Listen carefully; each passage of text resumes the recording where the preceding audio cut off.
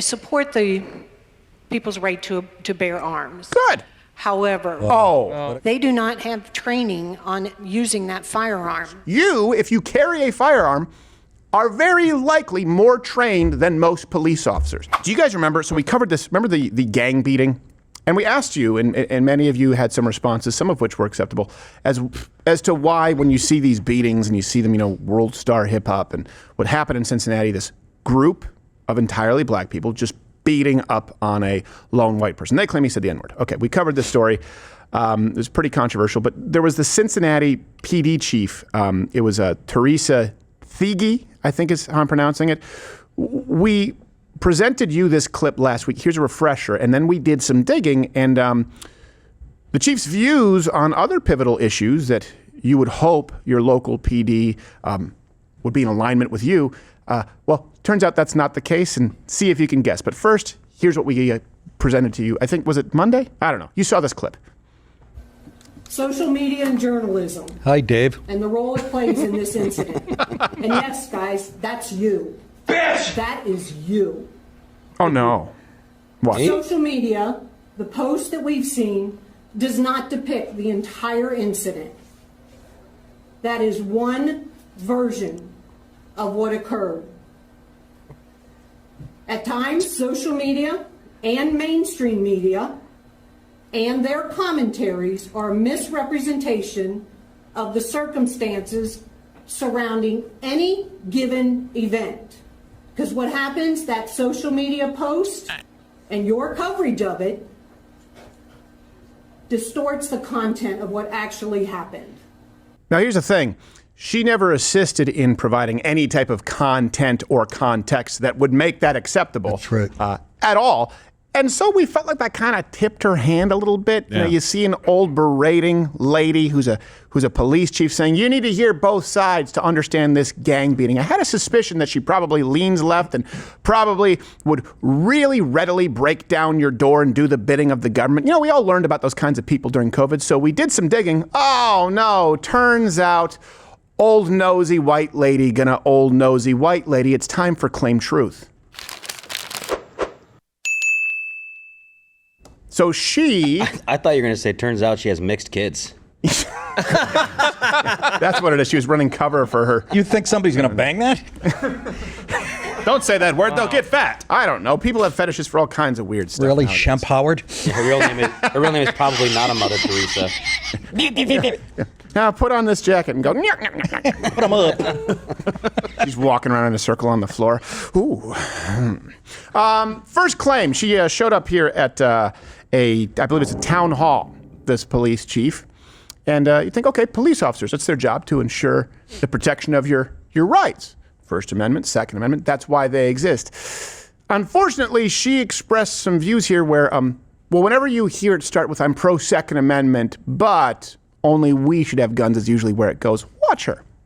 I support the people's right to bear arms. Good. However, What a concession. when you have parameters around that, part of that, the advantage of having those parameters is ensuring the officer's safety when they're dealing with somebody with a firearm, when they are carrying it legally. When we had the permit carry, part of that requirement was an individual had to go through training to be able to get a permit. There was requirements where if they encountered an officer, say at a traffic stop, they had to tell an officer that they were a permitted firearm possession. And those things have now been taken away. So now we have people who are even sometimes legally carrying firearms with no training. And now they do not have to tell an officer that they are carrying a firearm. So now the officer's mindset shifts from being on the offense quite often before they know what they're dealing with. Sounds to me like that's a problem with your officer training. So here's the truth. They went to basically permitless carry, where you have the right to carry a firearm because it's your God-given right in the United States in the state of Ohio. She is complaining about that. I thought, hey, maybe there are a lot of specific examples, police officers who are running into problems or skyrocketing gun crime. No. As a matter of fact, since since permitless carry was enacted there in, I believe, 2022, 6 of 8 major cities in Ohio have seen a decrease in gun crime. The only outliers, Dayton and Cincinnati. Oh, sounds like a you problem. So since more people began carrying firearms without the training, which we'll get to, without the need for a permit, gun crime has gone down, except for your municipality, and your solution is to undo what's led to less gun crime. I know correlation doesn't equal causation, but she's making that assertion there. Also, check all of the references. 6 out of 8 major cities, Ohio, decrease in gun crime, just not your city in Dayton. Cleveland got it right and they didn't? Where Bone Thugs and Harmony came from? Are you serious? Think about that. So you really have to be on, this is why we don't unilaterally just back the blue. There are good cops, there are bad cops, and unfortunately sometimes chiefs end up effectively being de facto appointed by the mayor, which we'll get to, and they seem to be in alignment. You have many mayors of major cities in this country who want to disarm you. This goes to the next claim. She talks about them not having training, and this is just a tired trope.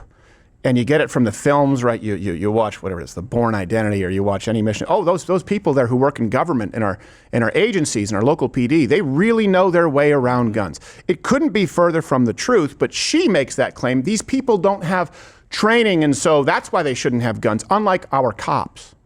We train our officers consistently to handle their firearm. Not even close. In the most prudent manner, and to ensure that if they have to use that they hit their targets. What we're seeing now, because nobody has to go through training, even in a self-defense type of a situation, they do not have training on using that firearm. I do not have confidence that leads any citizen to hit their target if they are put in a position where they feel like they have to defend their life and discharge their weapon. Good news is that your opinions don't matter, but Officer Blobfish doesn't think that your rights matter. So yeah, it is strikingly similar.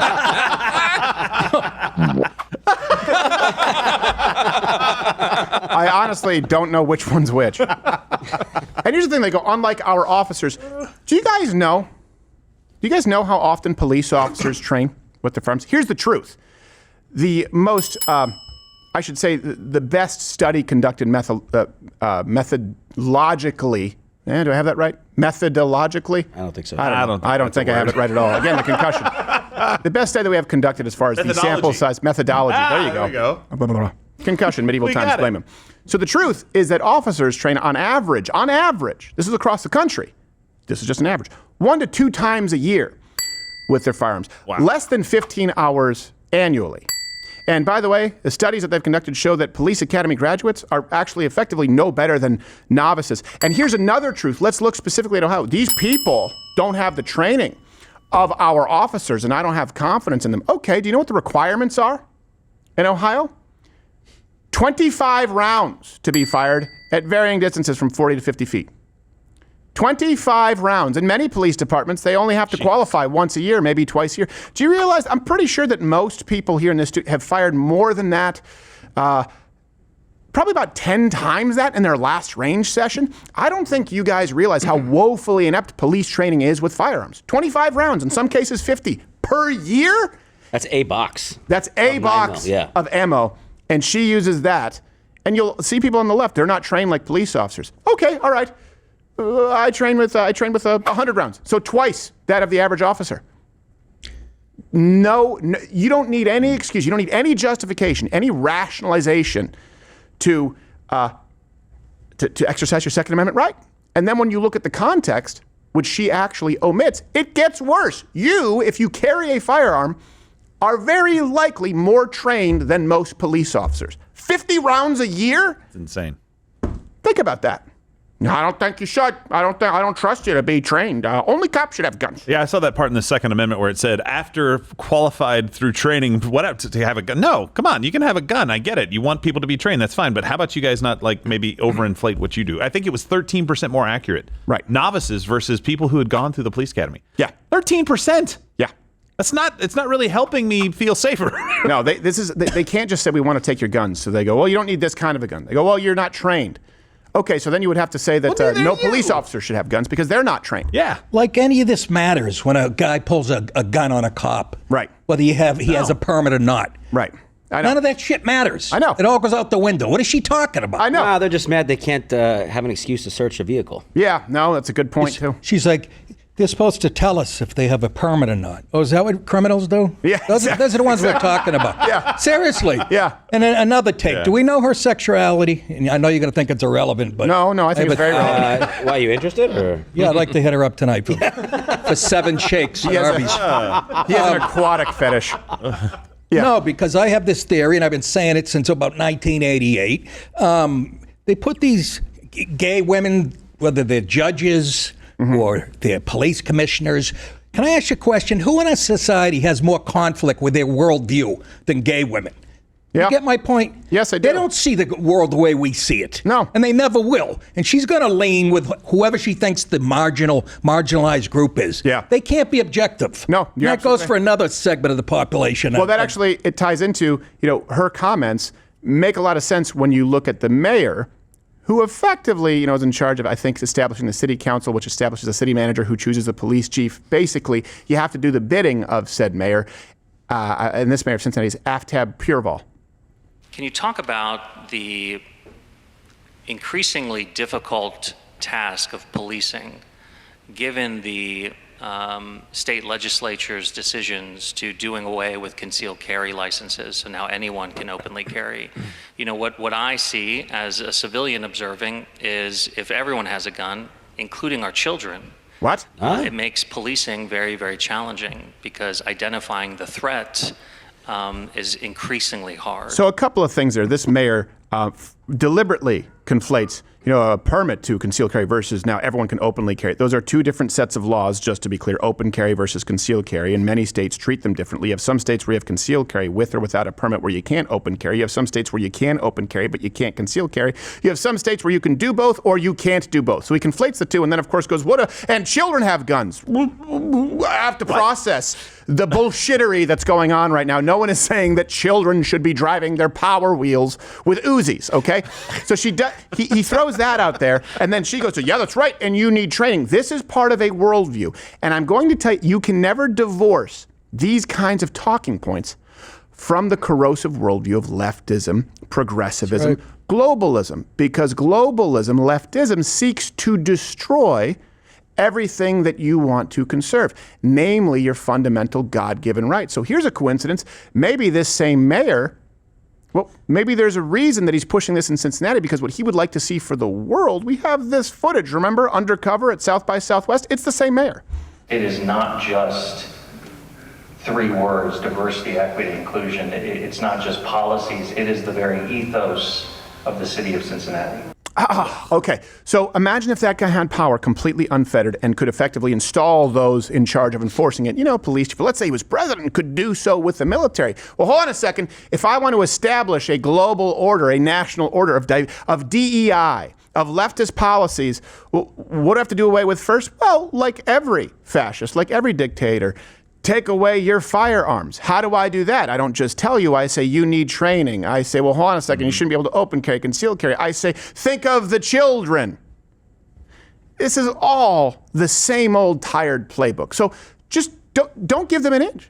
People used to be like, well, I think maybe you need training. No. Either the Second Amendment exists to protect your right to own a firearm. You legally purchase a firearm. You should be able to carry it, period. That's it.